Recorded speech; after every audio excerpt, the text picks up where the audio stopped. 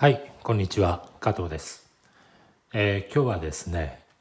だいぶ前になるんですけれども、エスキスについてという動画を上げました。で、エスキスって一体何なんだっていうお話をちょっとしたんですけれども、今日はですね、その、第2弾、エスキスについての第2弾というか、構図を決める際の構図の決め方ですね。どうやって構図を決めていくのかという話をしようと思います。用意したのは、卓上の、簡単な静物ですね。布と、ステンレスのカップ、そして玉ねぎ、3つの材質の違うものを、組み合わせてちょっと静物モチーフとして組んでみました。実はですね、今日授業、昼間の授業でですね、こういった感じの簡単なモチーフ3つくらい組み合わせたモチーフで生徒さんにエスキスを本番入る前に書いてもらったんですけれども、結構大きくクロッキー帳にこう書き始めてですね、入りきらなくなっちゃうと。で入りきらなくなったので構図がなかなか決められないというか、いつもはみ出しちゃうんですというお話をいただきまして、エスキスはちょっと小さく書きましょうというお話をしたんですね。で今日はその、エスキスの役割というか、なんでいきなり本番の紙に入っちゃいけないのかっていうあたりも踏まえて、実際に書きながらお話していこうと思います。では早速いってみましょう。まずですね、モチーフがこんな風に卓上に並んでいるっていうのをこのクロッキー帳を使って、書くんですけれども、パッと見た感じどうでしょう。ちょっとこう全体のシルエット、一番外側を結んだラインが、横長かなというこの感じですね。横長かなという感じがするので、クロッキー帳の方もこれ、SM というサイズなんですが、若干横に長く置けるようにこんな風にセットしています。こっちの方が少し長い感じですね。で、エスキス書くときに、私よく言うのはちょっと小さく書きましょうと。例えばこんな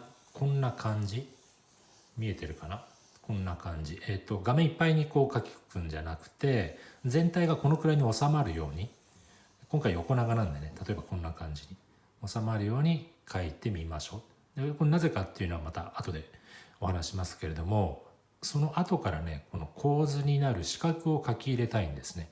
このクロッキー帳の中に後で四角を書き入れたい。結構皆さんね、このクロッキー帳いっぱいにこう書いて、それで入りきらないっていうんですが、例えばですね、これクロッキー帳比率がですね、結構正方形に近いんですけれども、これ実際にね、これその後でね、本番のこの画用紙に書くのはね、ちょっと見えるかな、B3 っていうこんな、はい、比率で言うともう少しね、横長もしくは縦長の、ちょっとね長い、そういった画面に、画用紙にこの後でねデッサンを、するわけなんですね。というわけで、スキスを描くときに、はい、ちょっとずれましたね。このサイズで描くと多分ね、横が本当はもっと余白ができるとか、上下が余っちゃうみたいな感じになるので、少し小さめに最初は描きます。はい、じゃあざっくりとね書いていってみましょう。書く時のポイントはね、最初ねこうちょっとね多角形でね捉えるといいです。これで言うとこういう感じですね。一番こう外側に来るところ、この外側に来るところをこう結んだこういうラインというか、外側を結ぶとどんなくらいの形になるかなっていうのを最初にね、大まかに大雑把にちょっとこうやって書き入れてみます。例えばこんな感じ、こんな感じで、その中のこの辺にじゃあカップが来るかな、この辺に玉ねぎが来るかな。布のシワは特徴的なのはここでこう折れてる感じですかね。折れていて、ここ少し垂れていて、カップの裏側を通って、ここ少しこう盛り上がってるというか、立ち上がってる、後ろが少し見えてる。はい、ちょっとね調子をつけながら書いてみましょう。ここではね何度も言いますけれども、本当に大まかにざっくりと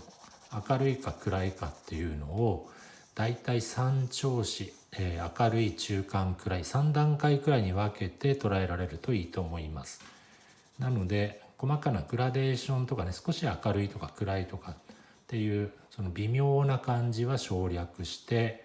単純な明るい暗い、中間のグレーみたいな、そういった見方で、省略した見方で描いていきます。で形なんかもあまり細かい部分は追求せずに、大体ですね、大体の感じが捉えられていればいいでしょ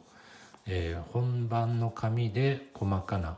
ディティールのね、印象の違いとかは直していきますけれども、ここでは大まかな大雑把な、例えばこんな感じで、玉ねぎもうちょっと描きましょうかね。ちょっとこれ細長いんですね。玉ねぎもちょっと細長めで、結構色が濃い。左下、今回も右上から光が当たって左下に向けてちょっと影ができてる、そんな感じなので、暗く見えるところを暗く、影も含めてちょっと描き入れていきます。はい、すごくざっくりとね、大胆にというか大まかに見ていきます。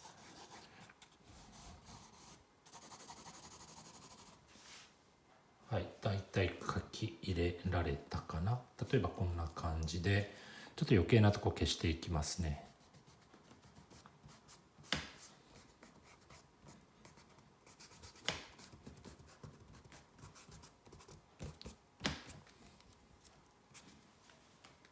はい、もうちょっと分かりにくいかな。もうちょっと整理しますね。形整えていきます。まずここが布があって、ここが少しくるんとしていて、でここまでが布と、でちょっと畳んであってというか折ってあって、布の端がこの辺、裏側通ってその上にカップがあると。カップはだいたいこんな感じでしょうか。中が結構暗いですね。で取っ手がついていて、この辺も少し暗い。今回はこれステンレスのカップなんですけれども、下に引いている、緑色の布が結構映り込んでる感じですね。緑色の布は結構明るめに、調子をね明るめに少し取っておきましょう。そしてここが玉ねぎちょっと細長いですけど、丸みのあるボールみたいなもんですね。こんな感じで接地面、床に映る影が結構強く、今回は茶色い板の布にそのまま置いているので、この辺も影が結構強く映ってますかね。この辺とかね。でよく見るとカップも少し映り込んでる、反射してる、こんな感じでしょうか。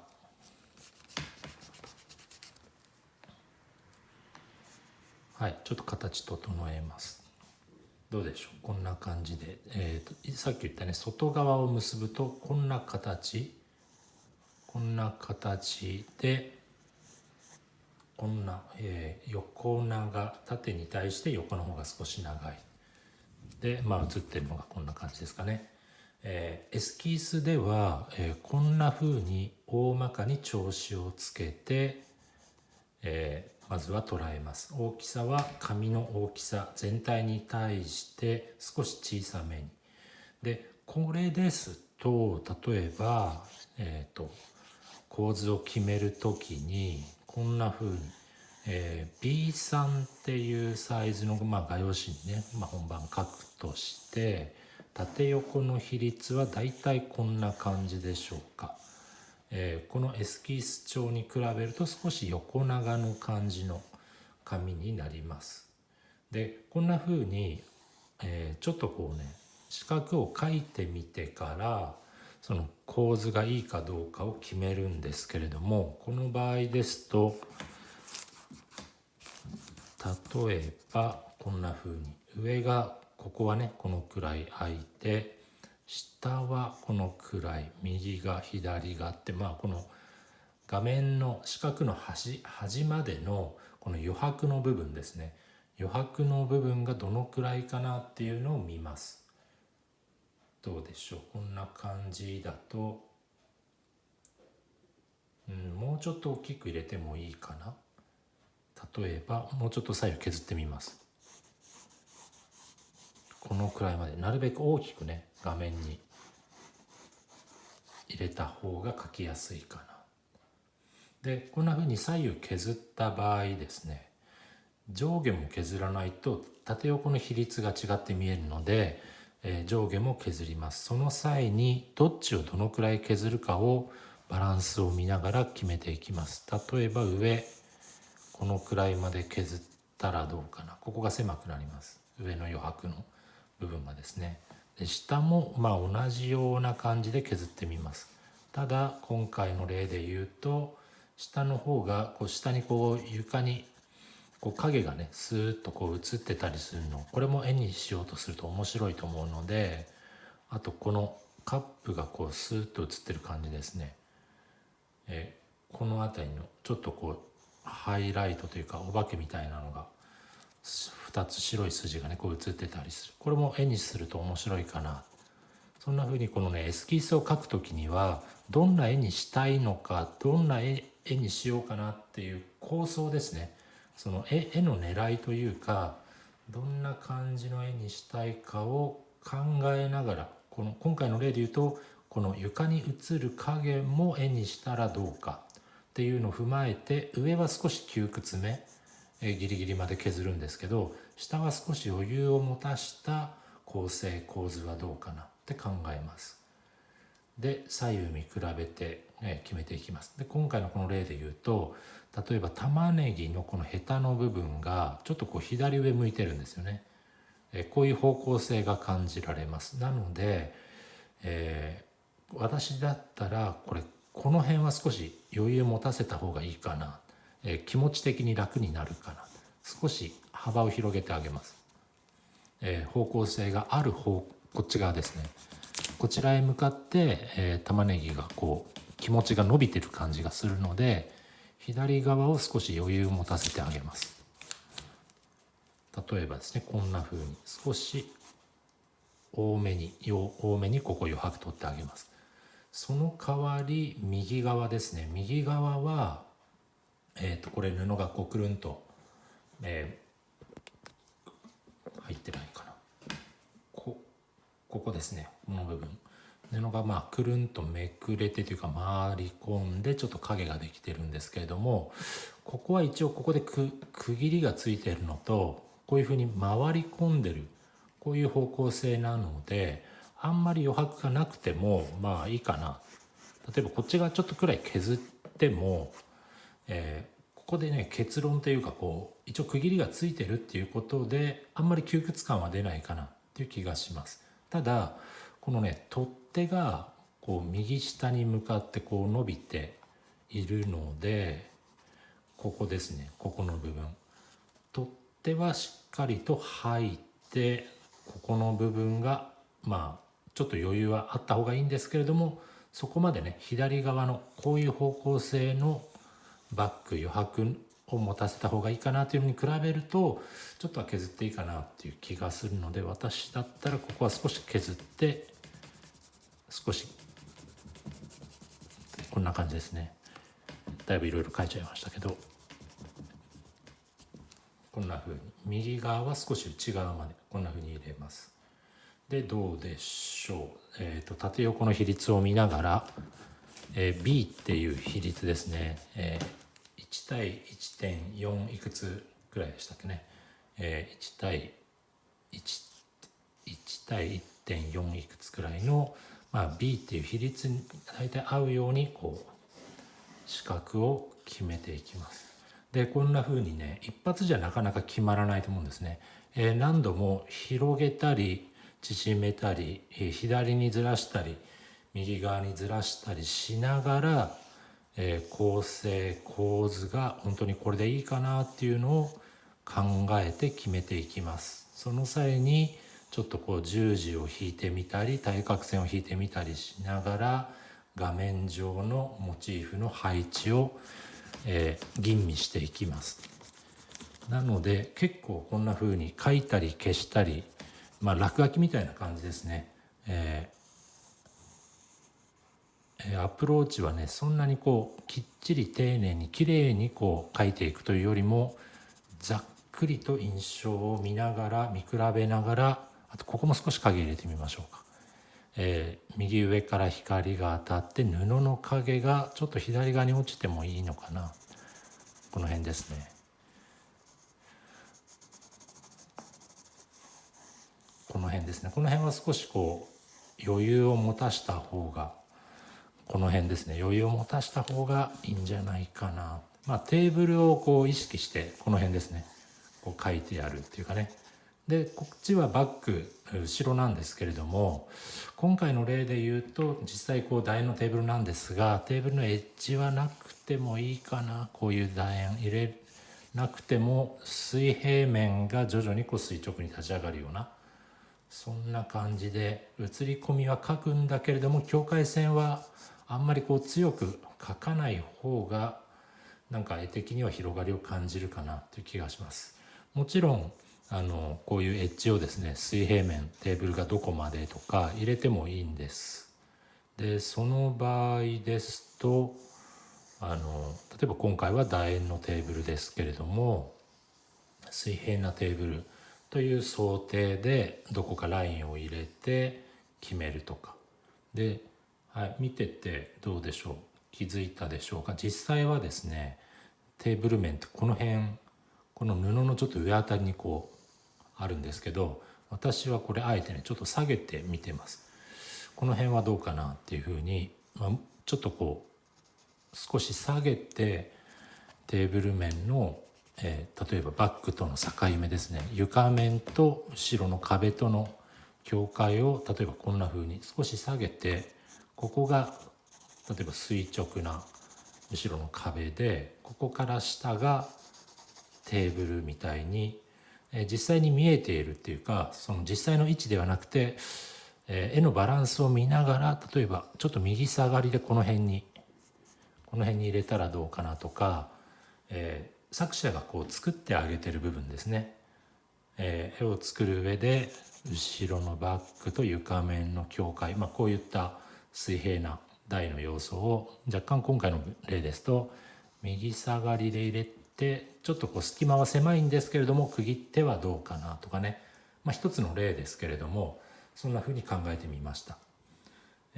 こんな感じでですね、エスキスをやる上で作者が考えることというのは、まず小さく入れながらどんな風な構図にするか、入れるのか切るのかっていうのをこう決めていきます。その際に、